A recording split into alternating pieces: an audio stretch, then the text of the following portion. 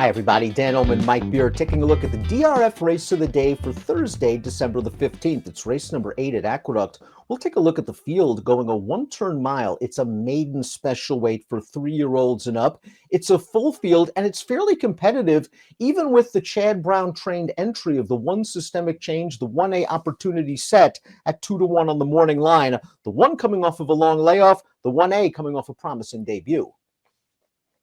Yeah, true enough. I mean, we'll see. I guess they just kind of have to go favored in here, Dan, as they go as an entry. I guess they both ran okay in their respective debuts. It's sort of interesting, though, that in their debut, Systemic Changes, which was last year, neither one of them really took that much money. I guess they both ran okay. Going out together in this race, they're going to take money this time. We also have some horses on the outside that have shown some ability. The 10 Vodka Martini is very well bred. She'll make her second start off a long layoff. Happy Bob had a little trouble last time out. Blinkers go on, but we'll take the field in program number order, beginning with one half of the entry, the number 1 Systemic Change, who made his career debut back in September of 2021, ran for purse money only and ran pretty well. Let's take a look at this effort for Systemic Change, who didn't get away to a great beginning and has a lot to do turning for home, but he's going to make this close at the wire. Yeah, he puts in a pretty nice run here. This is more than anything else, Dan. This horse just lacked speed early in this race. Did take a little bit of a bump, but he just got outrun early in this race. And you see him, sort of edge to the outside here, and he's going to run on here. There, to me anyway, and obviously you can judge for yourself watching the replay. Never looked like he was going to win this race, but he puts in a pretty nice run at the end. He makes it fairly close. The race did not come back that fast. And I'll just point out here that he was also part of an entry that day.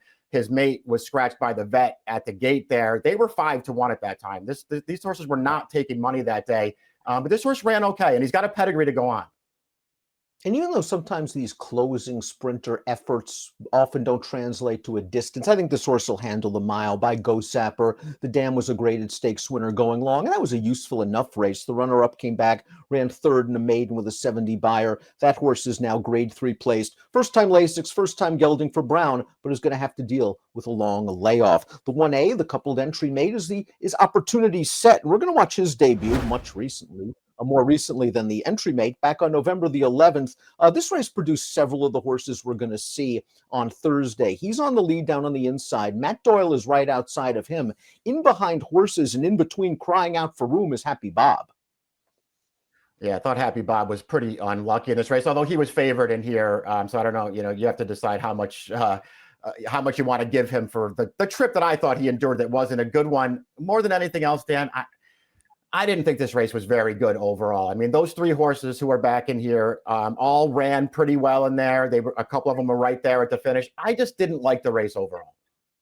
A classic example of just one of those blanket finishes. How well did all of them run? Do you think there were 4 superior efforts out of there, or was it a subpar race? Often they are subpar races. Opportunity Set did show some speed, like the entry make, didn't take a ton of money for that career debut, but earned a very respectable figure and is going to take money here. The number 2 is Fazaro, and while Fazaro is only 0 for 15, I think he's a little bit dirtied up on form. I think this is way too tough for him. I think he's more of a $20,000 to $40,000 maiden claimer, but when he shows up in a spot like that, maybe I'll follow him at a price.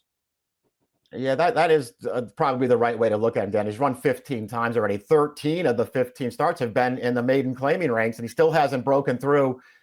They've kind of concentrated on turf with him since these connections, claimed him for 20.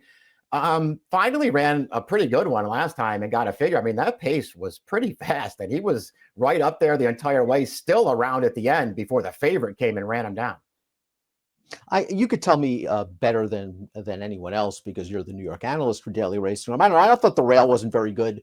3 starts back in September. I thought he was down on the inside chasing a fast pace. So maybe I'd have an excuse there. And his prior 2 efforts against maiden claimers were good. So I'll keep Fazaro on the watch list for when he drops back down. I do think this is a little bit tough. Smokin' Heat is a very intriguing contender in this spot because he's only raced once on dirt, and that was his career debut way back in April at Aqueduct over a muddy track, and he ran quite well. Smokin' Heat's going to come from off the pace in here, and he's going to really rally late for second. I love how he extends once he changes leads, Mike.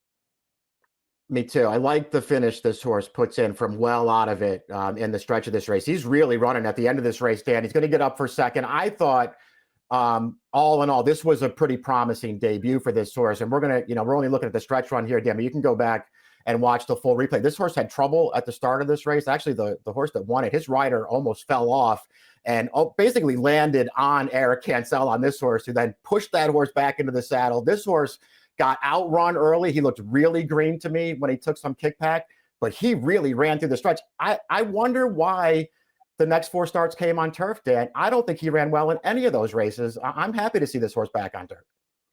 And all those lines do on turf is dirty up his form and make his price a little bit more appealing. Now, he was listed as a vet scratch on November the 18th, but he was claimed 2 starts back by a very sharp horseman, and I won't be surprised at all if Smoke and Heat comes running late at a price. Up next is the number 4. That's Mystical Curlin, and I can understand why they dipped in for $20,000 to take this horse. He's by Curlin out of a Grade 1 stakes winner. Maybe they could turn him into a useful animal, and in his first start and only start on dirt for these new connections, he did catch a wet track at Parks that produced a couple of next out winners. Last time out on turf was a little bit better. Yeah, it was. Those are all things that make me just sort of want to keep the faith maybe for another race or two, Dan. Overall, he just really hasn't been any good. He's so well bred that I kind of want to keep sticking with him. And I do think, perhaps going a little bit shorter around 1 turn could really help this horse. But man, he's got to find a way to finally break through. Overall, his form's not that great. Speaking of pedigrees, the number 5 Predicted is a full brother to the Grade 1 stakes winner Sweet Loretta, and things haven't exactly worked out for Predicted. 6 starts, he's yet to register a victory, and he's now going to come off of a layoff as a gelding. I didn't love his most recent race. Maybe something physically amiss happened to him. It was a very tight pack. He was in between horses, and then he was just outrun when they started sprinting for home and never changed leads. I agree with all that stuff. He did not run well the last time we saw him, but it's been a long layoff since then. So we'll see if maybe there's some kind of an excuse. He did run pretty well 2 starts back.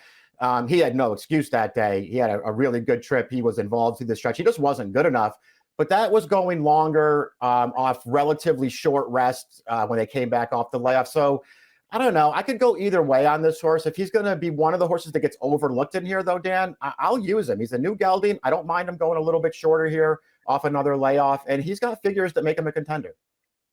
We saw the number 6, Mac Doyle, as part of that blanket finish when analyzing Opportunity Set. It was his first race with blinkers. He did show sharp speed. I was a bit disappointed that he didn't just seal the deal when it looked like he had them perhaps at his mercy at the 8th pole. But you could also make a case that this horse is slowly racing himself back into shape. This is going to be his 4th start off of a lengthy layoff.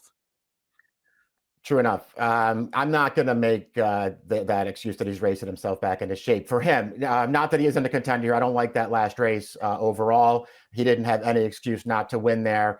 And he's just also one of those sorts I think people might go back and look and go, oh, he raced against Zandon. He raced against early voting. He wasn't badly beaten by them. I hate handicapping races that way. And that could just pull some money to this horse. The 7 is Magical Ways. This horse should show some speed. Stretching out second time out for trainer Bill Mott. He did show some speed and took some money in his career debut at Aqueduct earlier in the month. He then finished behind Opportunity Set in that race, finishing 5th of 6th. He can certainly improve with that race under his belt, but there are several horses in this race with early speed. I'm curious to see how this pace actually plays out. Yeah, I didn't really know what to do with this horse. Again, I don't like the race that he's coming out of, but he was a first-time starter in there. He did show a little bit of speed. He did get bet in there. I mean, those to me are all positives. I guess the negative are the 2 negatives. I don't like the race, and he was pretty bad in there. I mean, he was no match when they came into the stretch, and he had no finish at all. Chad Brown has 2 in here. Bill Mott has 2 in here. He has the 7 Magical Ways. He also has the 8 Celestial Moon, who will be trying dirt for the first time. And I think he has dirt in his pedigree. He's by Malibu Moon. The dam was graded stakes place sprinting on the dirt. The second dam was a multiple stakes winner on dirt. You go all the way back in this family. It's the female family of Ali Sheba. Now he's got to start improving his performance. He might get the right setup. Yeah, that's true. He's a little bit of a wild card, isn't he? I don't think he did any running in either of his turf starts. But maybe he's just not a turf horse. That I don't mind them switching surfaces with this horse, especially against this field, because I don't think this field's that great. I think you can make a lot of excuses for the 9 Happy Bob, who's going to get blinkers for the first time. We saw his last race. It was his first race off a short 3-month layoff. He was in behind horses, and yes, he was the beaten favorite, but maybe being in behind and being sort of bounced around took the starch out of him. His prior two races, maybe he was up against the race flow both times. I think this horse has some upside, and he might actually be a playable price for low-profile connections. Yeah, exactly. I kind of feel like he's the horse to beat in here, Dan, and he's not going to be the favorite. I thought his debut was good over the summer at Belmont Park. That was a fast pace that he was chasing, and he wound up finishing a pretty good second in there. His second start at Saratoga, I mean, it hasn't turned out to be a good race, but the winner ran a 107 Beyer. This horse was never going to win that day. And then he came back last time, and I don't like that race. I hated the trip this horse got in there. I'd be perfectly willing to give him another chance if they don't bet him in here. And completing the field is the number 10, Vodka Martini, who made his first start for trainer Linda Rice in this race, his first start in about 11 months. And he showed some good speed in here. He was setting a pressured pace down towards the inside. And eventually, he's just no match for the two favorites in the final 16th. All in all, first start as a gelding, first start off a long layoff. Maybe this horse is finally running to his pedigree by Bernardini out of a graded stakes winner. Yeah, exactly. He did certainly take a step forward here. I just couldn't quite last to the end. The two favorites ran him down at the end. It was a step in the right direction for a really, really hot barn, Dan. So maybe he can sort of build off that now. It's sort of interesting because, as you've already pointed out, he's really well bred, and he started his career for Asmussen, and he did absolutely no running in any of those races, and he didn't take any money either. So he's going to have to improve, and he might have to prove in this race that his recent improvement wasn't just being on the lead, because I don't think he's fast enough to make the lead in this race with other speeds to his inside. He does have an aggressive pilot in Kendrick Carmouche. Before we get to our top selections, please click the subscribe button on the Daily Racing Form YouTube channel for the latest DRF videos. Let's take a look at our top picks for Thursday's race of the day, the 8th at Aqueduct, Smoke and Heat. Back to dirt. You saw the kick in the one and only dirt start. There is a good chance this horse has been a dirt horse all along. Yeah, I like this horse getting back to dirt here. I'm going to hope it makes all the difference for him. And he just feels like the horse who has to be a fair price in this race. I want him, and I want Happy Bob, and I don't want anybody else.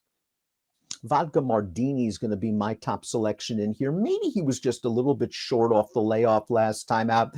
I have a feeling he's not a need the lead type. I think he can work out a stalking trip in the second flight or so while clear of traffic on the outside. Mike's going 3951A. I'm going 10591A in our DRF race of the day. It is Thursday's race at the Big A. Best of luck.